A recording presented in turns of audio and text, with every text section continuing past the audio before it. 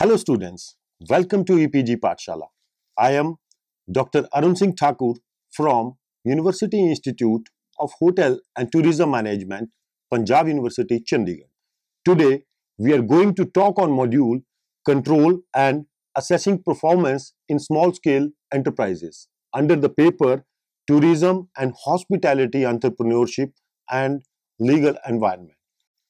Present module aims at understanding the importance, performance assessment, and techniques for control of small-scale enterprises. After going through this module, you will be able to describe the need for performance assessment, control for a small-scale enterprises, discuss the measures of total performance assessment, explain the significance of short-term and long-term measures of performance, and describe and apply the cost and asset performance measures. Here we go. The intricacy and dynamism in the present business scenario needs continuous assessment and effective control on the variables which can pave the way to success. In 21st century, there is exponential growth in the business related to small-scale enterprises. Due to the competition and pressure created by big players in the national and international market, these small-scale enterprises are finding it difficult to survive. Considering the importance of small industries for the economic contribution to the GDP of the countries and providing employment opportunities to a large number of populations, governments are keen to ensure their sustainability and survival. As the failure of these small-scale industries end up the government in a situation where on the one hand they bear the blame for the industry for their policies, and on the other the unrest due to the unemployment may be on the rise. So it is a win-win situation for the government, even for the people and industry, due to growing market of small-scale industries.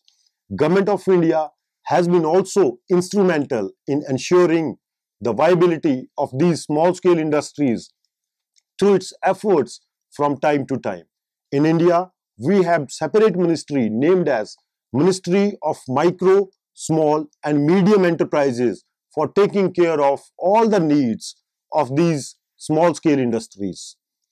Despite running many exclusive programs for the benefit of small business enterprises, government has also made provisions in various spheres for subsidy to these ventures.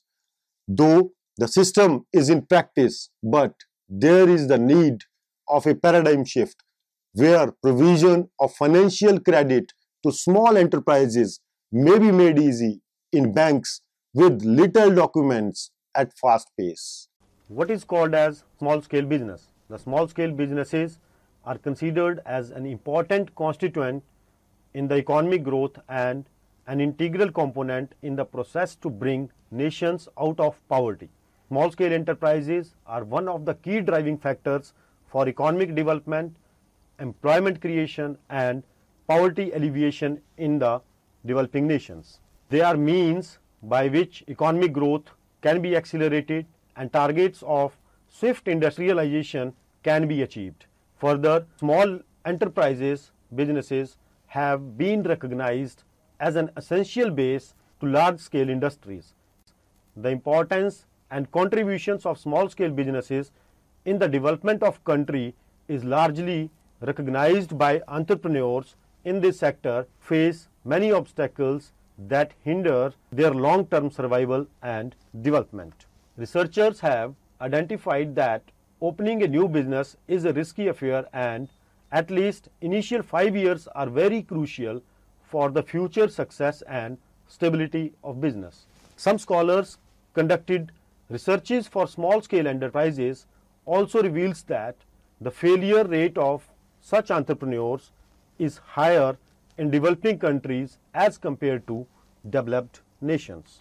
For classification of small scale industries, there is not well set method adopted worldwide. International Labour Organization in 2005 in its study concluded that about 50 definitions which were identified in 75 different countries of the world. However, it became evident from the literature review that the basic criteria of defining small enterprises is the quantity measure which was taken as base, such as how much number of human resources employed by the organization, financial and capital structure, the annual gross sales or turnover, and the asset value of the company, or a combination of these measures. The small scale industries sector is considered as an important contributor for economic development and a crucial element in the effort to lift countries out of poverty. The dynamic role of small and medium enterprises in developing countries as engines through which the growth objectives of the developing countries can be achieved has long been recognized. It is estimated that small scale enterprises employ 22% of adult population in developing countries. Further, we'll describe the small scale enterprises and their own responsibility for control.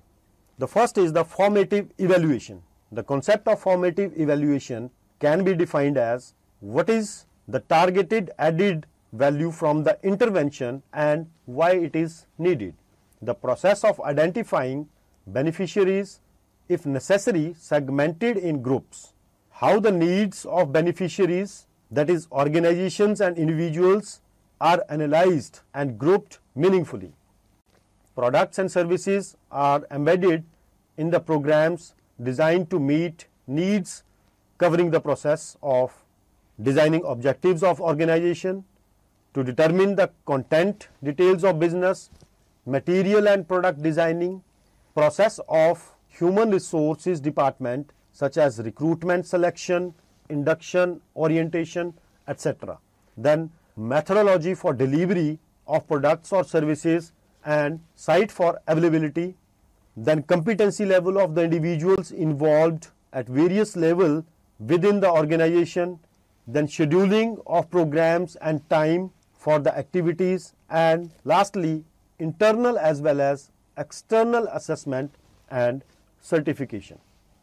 Availability of the products and services in the market specifically involves the process of price setting if necessary, the choice of marketing mix, the channels used for reaching beneficiaries, managing public relations, defining the process of selling to public, and plan to achieve success in the operations.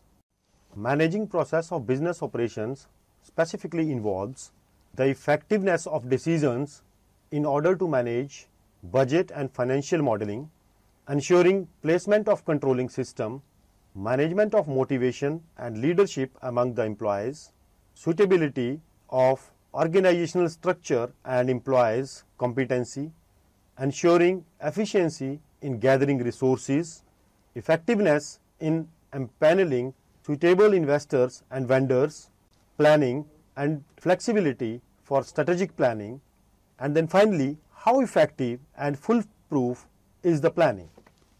The next controlling technique is the cumulative assessment. Cumulative assessment procedures must be taken by enterprise on various levels to know the impacts, like how many people like the service, how many people like comfortable with providers of services, how many people like the facilities and location, how much the customers are satisfied with the benefits fully or less, how many people find it easy to take part and contribute.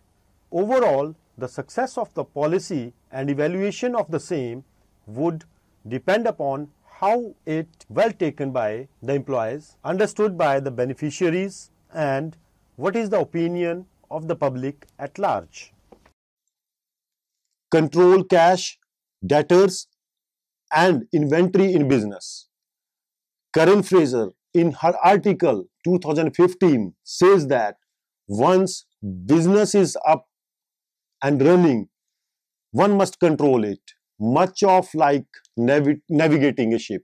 A ship has a destination and business has goals. To reach its destination, a ship has navigational aids to measure the progress and prevent it going off course. The vision of the business lies in its planning document.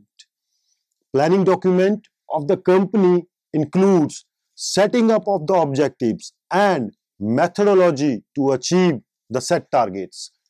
Business processes control share a close relationship with the planning process also. The basic purpose of controlling in operations of the business is to know the deviations and take corrective measures to rectify, to reach close to the success. Controlling finances are very crucial, but on the same time, controlling other aspects in business are necessary for success. For effective business controlling, one needs to. They must have authentic information system regarding business operations. They need to be skillful to use collected information efficiently, foresee the problem well before to become deep trouble and resolve them also. Following are the areas which are considered as gray areas to focus, and they are very vulnerable, especially in case of small scale enterprises. First one is controlling cash, then controlling debtors, controlling inventory and internal controlling. Now we'll try to describe these. Controlling cash. Without finances, no business can sustain, and thus controlling cash is key area to focus. It is also related to almost all the areas in the organization. Financial position may be affected by decreasing the volume of sales and thus falling revenue. Slow process of recovery of debited sums from the borrowers. Unplanned but necessary purchase of equipments, technology or software whose budgetary provisions were not made in the budget. Then unprecedented increase in the prices of raw materials, supplies, salaries, demand and wages. Then operating cost may go up in due course of time. The figure of credit during sales is much higher than the cash figures as compared to expected ones. The cash in hands provided by the budget can be considered an edge for planning process. However, it cannot be used as controlling tool. On the same time, it can be utilized as a tool to fix up the financial important points. Following techniques can be used by the organizations in case they want to improve their financial positions. Promoting sales in cash, maintaining a system to identify the customers who are long pending due and designing recovery system from such customers. For example, telephone or prompt emails can be used. Then introduce some reward points for progressing payments and advance payments. Also, one can introduce some cash benefits to customers who pay through online gateways. Then seasonal sales target must be set with some offers so that to generate more and more revenues through increased sales. Then deals must be assessed in terms of true benefits. Casual, trained staff must be recruited in order to refrain from the liability of a permanent staff. Equipments and machines must be hired rather than purchasing if possible. Payment must be paid in short intervals rather than paying annually. Surplus cash must be invested in order to get returns rather than putting it idle. The second one is controlling debtors. To know how to recover own money from the market is the necessary skill with the entrepreneur. There must be policy in practice for extending credits in the market, as more credit may increase sales volume but hamper financial status of the organization. Here is the checklist for accounts of debtors who need special attention. Customers who pay partial amount in a month, then those customers always make delayed payments. Then the type of customers who request to round off their payments every month, and the customers who make purchase beyond their routine levels. Also the customers who hesitate to sign checks for the due payments, and finally the customers who feel bad when asked about the payments. Controlling inventory. Inventory is one thing which can cost you more. So here are certain tactics to manage inventory. First one is excess inventory may be offered for hire or purchase in order to generate more revenue. Cost of the stores and stacking goods needs management. Human resource must be trained properly to maintain required inventory. Insurance of the goods and human resource can cost you more and need a homework while purchasing inventory for the same. Degradation and deterioration of the stocks in the warehouse need to minimize. Apply 80-20 rule. That is, 20% of the inventory is likely to generate 80% of the sales, and 80% of the sales are likely to come from 20% of the customers. Orders must be placed for the required inventory, and check on that can be maintained through proper documentation of inventory. Inventory must be monitored properly with the system in place so as to protect it from unnecessary degradation. The diagram explains briefly the techniques for inventory control by optimizing reordering and production, breaking down inventory, tracking safety stock and distressed inventory, add to sales and operating planning, determining most productive inventory, and reacting to the market changes in the modernization. Further, we would like to discuss few points which an entrepreneur can perform his own level for inventory control. He should be clear in words and deeds and learn to say no. If you don't require anything, don't go for its purchase. Audit of the equipments and stocks must be made regularly by your own self. Work out in deciding minimum required levels of equipments and stocks for running business. Make contract with suppliers who are really trustworthy. Orders for the stock must be made by considering the demand only. It should not exceed the demand anyways. Purchase for the products and raw materials can be made during the off seasons. The track of slow moving stock need a timely push. Consider understanding seasonality factor, quality of the product and competition as well. And most importantly, try to understand the needs of the customers while designing the products and services. By following certain tactics, young entrepreneurs of small business enterprises can control their inventory in a smarter way. Internal controlling. Many a times, external factors are not in the hands of entrepreneur, but internal controlling is something which can give you better results in your business. How to distribute duties where there is less human resource available and more of jobs are there. Entrepreneur himself can step in to become a watchman or a manager or maybe an auditor as the situation demands.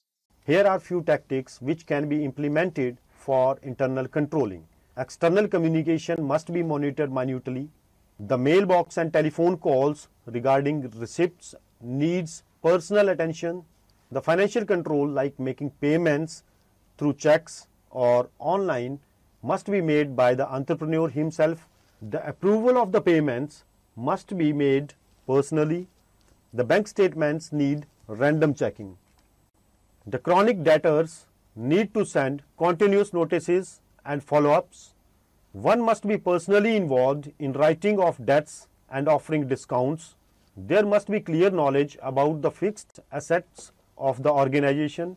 Physical inspection of entire stock and otherwise should be there on routine basis. Trustworthy auditor or chartered accountant may be empaneled for auditing purpose. To proceed further, we'll discuss certain other controls which are relevant. There are certain more things which can be placed into practice for effective controlling in the business and maintaining good standards for achieving goals. They are as under. Absenteeism among employees needs a serious check. Performance of employees in terms of turnover needs continuous evaluation. Performance of the sales team needs persistent monitoring.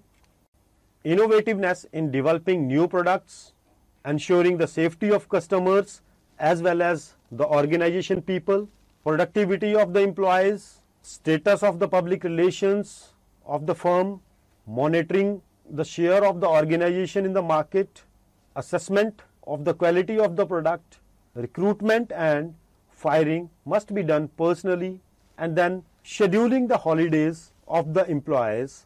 These are certain techniques which an entrepreneur can employ for the internal controlling of the business. Now we'll discuss the governmental responsibilities for control of small scale enterprises. Government of any country is fairly responsible for the development of small scale enterprises.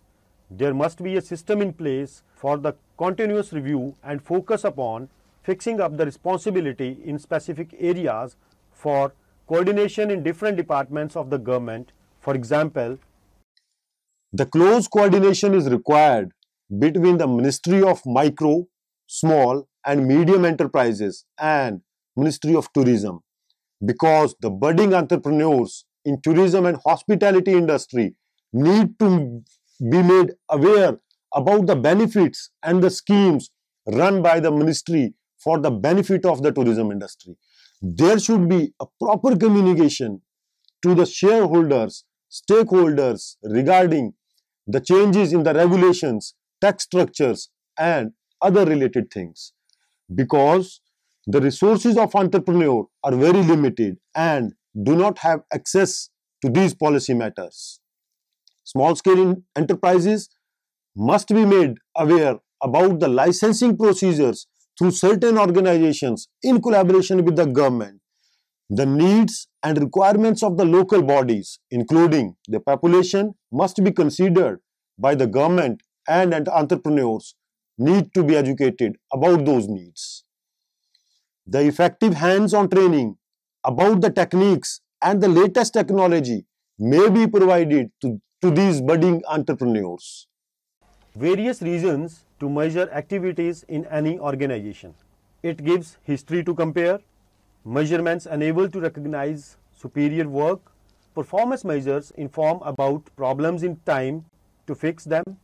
Tracking results is fun and exciting for teams. Keeping score provides feedback on how employees are doing. Then achieving goals gives everyone something to celebrate. And lastly, consistently meeting quality standards means happier customers. Now we'll discuss various goals and performance measures. Percentage of new customers to average number of customers. Percentage of lost customers to average number of customers. Percentage of win back customers to average number of customers. Then percentage of customers falling into very dissatisfied, neutral, satisfied and very satisfied category. Then to calculate the percentage of customers who say they would repurchase from the firm. Percentage of the customers who say they would recommend the firms to other, and percentage of the customers who say that the company's products are most preferred in its category. Also, percentage of customers who correctly identify the company's intended positioning and differentiations. Average perception of company's product quality relative to chief competitor. And lastly, average perception of company's service quality relative to chief competitor are the certain goals and performance measures which can give you an advantage of introspecting. The concept of small business performance. Izzioni emphasized that performance has been the subject of extensive and increasing empirical and conceptual investigation in the small business literature. It is generally agreed that performance should be viewed in relation to one or more goals. The issues that remain unresolved are the goals against which performance should be assessed and from whose perspective the goals should be established. Organizational theories and accounting literature driven by classical economic theory emphasize profit maximization as the central goal of the firm. These arguments, modeled on large enterprises, generalize the concept of performance and fail to take account of differences in goals between firms of varying sizes.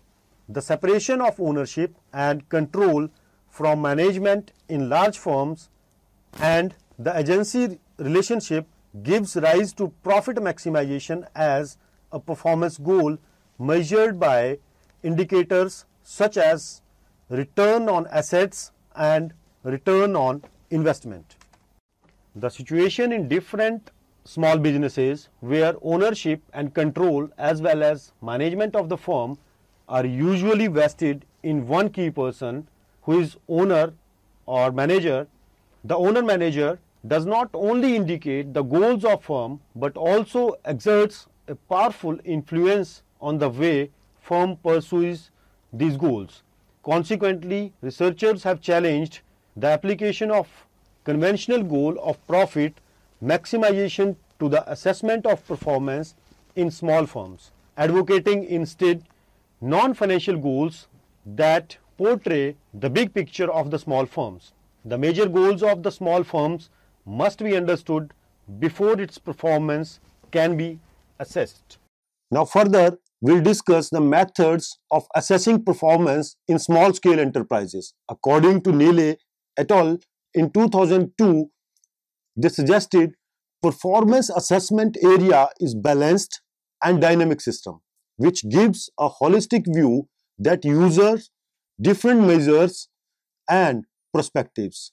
The various measures and perspectives are tied together and continuously monitor the internal as well as external context of the organization. Despite the extensive research that has been carried out to investigate the need and characteristics performance assessment in large organization, there is a scarcity of published research related to small-scale enterprises. Basically, performance assessment models and frameworks are designed to support assessment measures their performance, analyzing and improving their performance through better decision making. Particularly, it is important to remark on the evolution of focus on performance from a financial perspective to a non-financial perspective. Grengo et al. Summarized its performance assessment models as below. Here, we'll just pen down the various models. The first one is the performance measurement matrix. The other is performance pyramid system. Third is performance measurement system for service industries. Then fourth one is balanced scorecard, integrated performance measurement system. Sixth one is performance prism. Seventh is organizational performance measurement. And lastly, eighth one is integrated performance measurement for the small firms. Now, dear students, we'll discuss the factors influencing performance measurement in small-scale industries or enterprises. Distinct factors influencing performance measurement in small-scale enterprises are: small-scale enterprises either does not use any performance assessment or they use incorrectly. Then performance measurement implementation in small-scale industries rarely has a holistic approach. Then small-scale industries' approach to performance measurement is informal, not planned, and not based on a predefined model. Small-scale industries have limited resources for data analysis, personalized management with little devolution of authority, Then resource limitation in terms of management and manpower, research and development, finance, marketing, etc. Reliance on small number of customers and operating in limited markets, flat and flexible structures, high innovatory potential, reactive and firefighting mentality, informal and dynamic strategies, tactic knowledge and little attention given to formalization of processes, misconception of the performance measurement. All these factors underline the differences between small scale enterprises and large organizations and the need of a different approach to performance assessment system in small scale enterprises. So, students, let us summarize what we have learned in this module. From the discussion above in the present module perspective, we can therefore make a safe conclusion that from policy perspective, in the long run, effective policies and programs to support the development of small-scale enterprises depend critically on adequate knowledge of characteristics and constraints of small-scale business operators. Thank you.